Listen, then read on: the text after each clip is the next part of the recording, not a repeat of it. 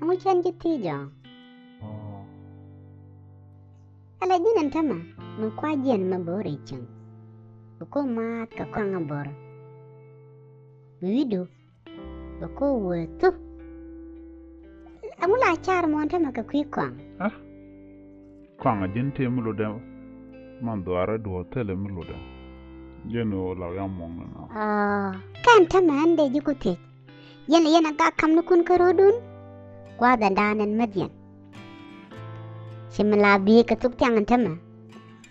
Bina buda chang, kwada na chang, lama na chang. Kajin ba, tu ka yu tan kon tan kwa la cham chang. Jin. La gur no de jipiam. La gur o be jipat. Ngula roñ mi shigwa la jala di je. En mi ma de je en kwa. Ma de je long. Sien dan ma dera gwa. Sien a paran de ta de. Sien a mat. Mi jini wi ga jegne de mata ta dorken. Je ka je ma kenenen. A chicken per ka sien dana che daga. Sien che ko daga.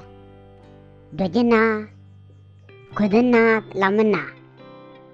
China tel gwada no kaji. Kala dar wai ni te go na chiang. Eni jan ta dun yan dial. Makula la ne mo. Kami jini ne ni ma yuaka. Ma yuak ramu kenene. La ne ramu koy koy me.